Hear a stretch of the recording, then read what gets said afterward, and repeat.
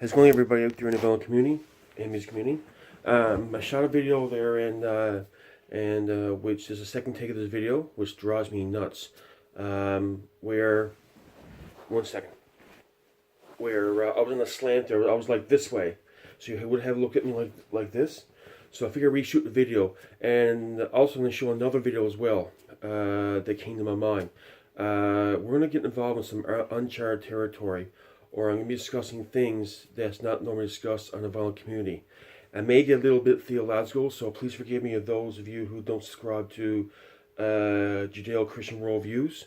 I may get involved in some uncharted territory as well. So, in my last, I forgot to mention too is that in my last video I mentioned I was from Newfoundland, Canada, and how we became part of Canada a couple months after Israel did.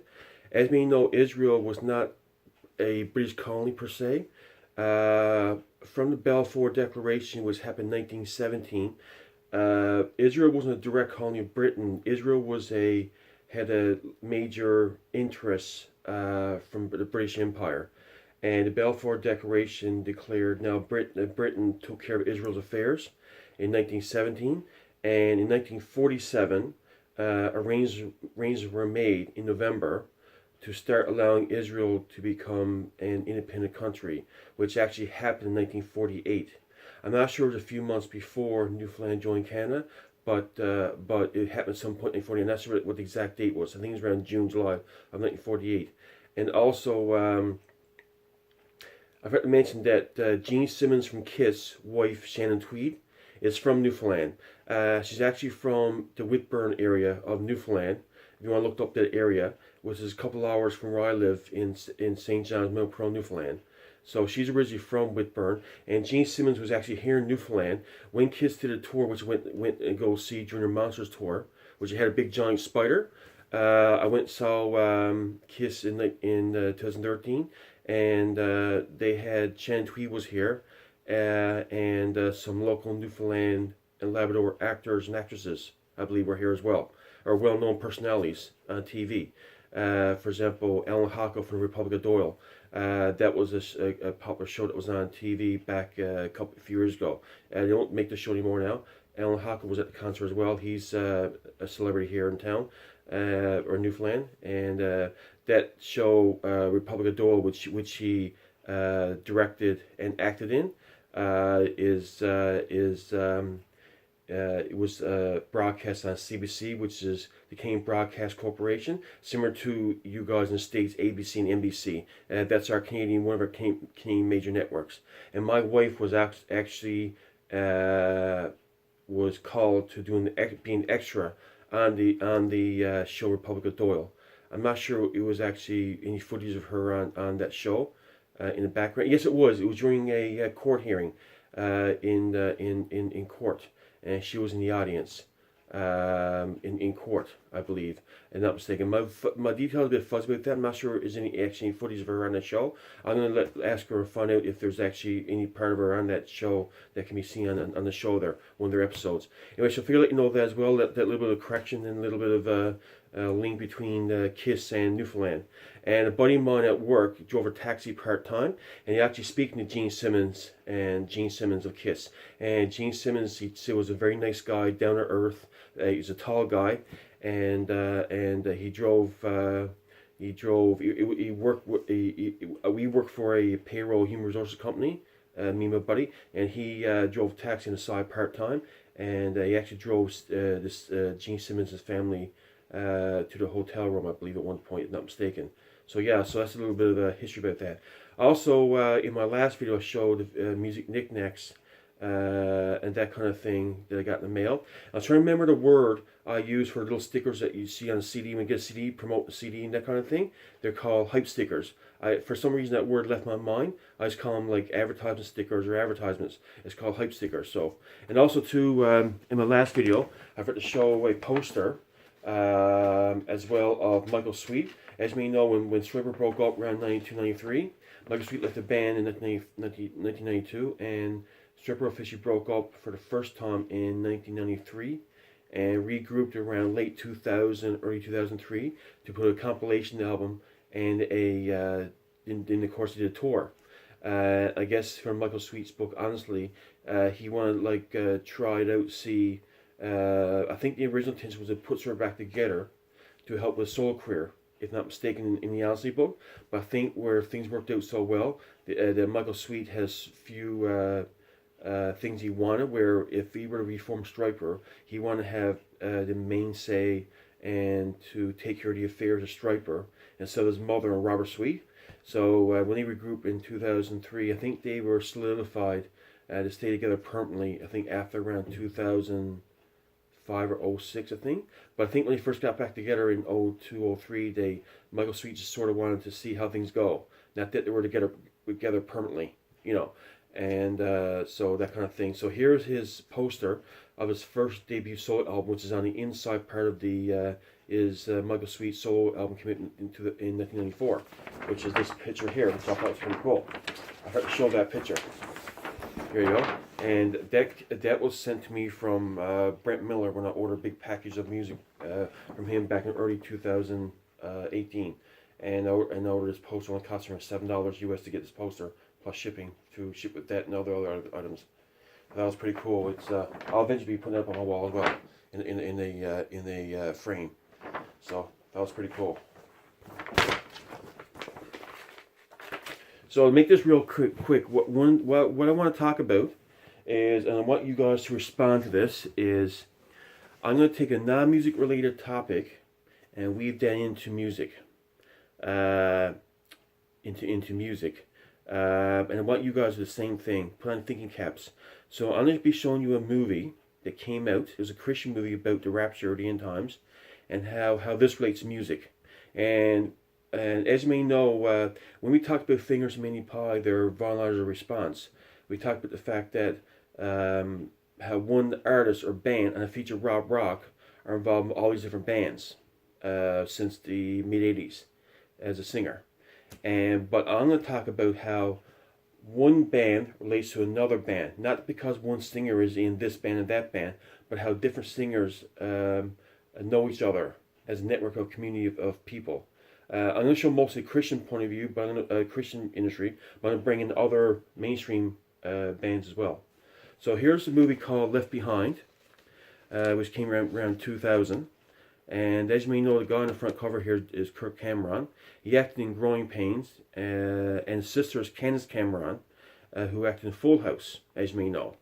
And of course, what we're being hearing on the news lately is how Laurie McLaughlin, that John Stamos, then on the show, girlfriend or wife on the show, is involved in this admission scandal, which we're not going to get in right now because that's a whole other area which I want to talk about. Anyway, so Kirk Cameron acted. His sister acted on the show Full House. As you may know, John Stamos acted on Full House, and John Stamos is friends with Lenny Cordola of House of Lords and Gurfria, two 80s hard rock bands. And as you may know, here's the Magdallan album, and I believe John Stamos played percussion and some of the instruments on this Magdallan album. And as you may know, Ken Temple is also in this band and with Leonard Cordola. And here's a compilation of The End of the Age, which the band folded after this point in time. And as you may know, Ken Templin got Leonard Cordola saved. He witnessed to him, and here's a Ken Templin album. So Leonard Cordola got saved during this period of time. And as you may know too, I'm going to get into this another band, Chuck Wright of Quiet Riot. Played on the Magdallan album. Chuck Wright, I'm not sure if he's a Christian or not, but he also, actually, he was the one who played bass on the Quiet Riot album, Mental Health. But in the videos of that album, you see Rudy Zarzo being featured in the videos, believe it or not. So yeah, so Chuck Wright is, so I guess basically during that time period in the 80s and 90s, Quiet Riot had two main bass players, Chuck Wright and Rudy Zarzo. And as you may know, Rudy Zarzo played in Whitesnake and Ozzy Osbourne. You know, another rabbit trail or segue as well. So and also Chuck Wright also played on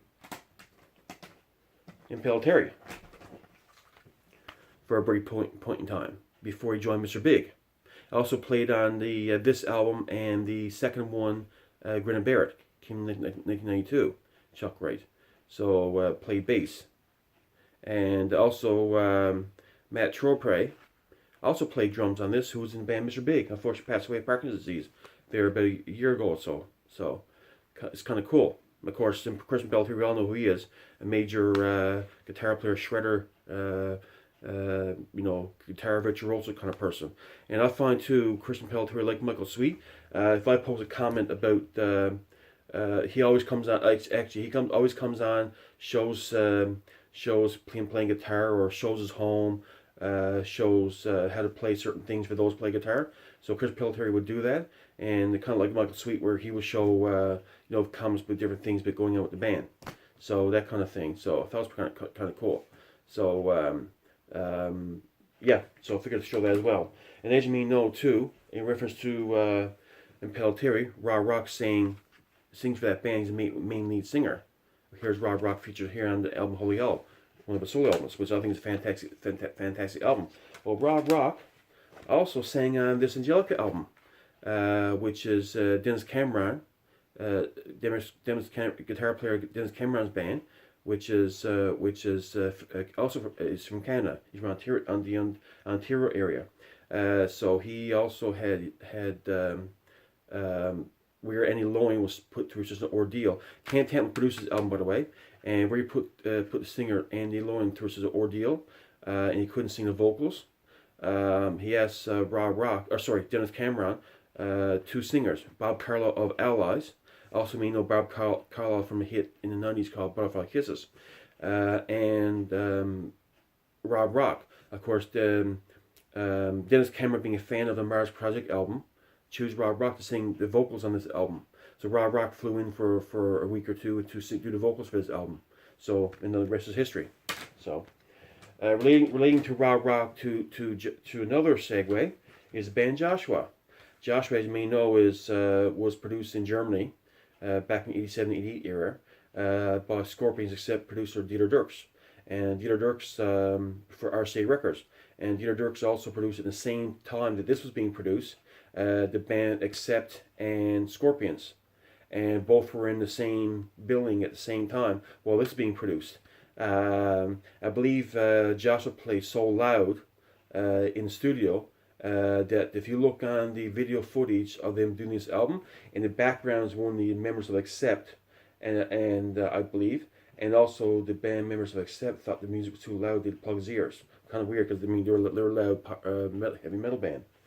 Also, staying in the Joshua Joshua topic, is this album Resurrection, came out in 2012, and Scott Warren from Dio playing this album. As you may know, Brian James Dio sang with Black Sabbath.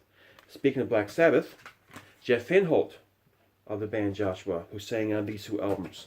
This is the original one, came in '85, and it's a re-recorded version, came in 1992 on the Ocean World Records version, when Joshua wanted to record certain parts and added a track and take out some vocals and re-record vocals for this. And as you may know, Robin Calabarzari also sang on a song or two on this one, and he was also involved with the band Red Sea, and I believe, also with the Packing Records Rock Power Praise Christmas Hymns project. I don't have that CD from me, so I went and got a 1991 album, the Christmas Hymns project by Packing Records artists that John Fonte put together and arranged. And this is the FM Revolver pressing of this CD, which was made, this is a West German import as well. So, getting into, now Rob Rock also sang on the band backup vocals on this album, Petra Unseen Power.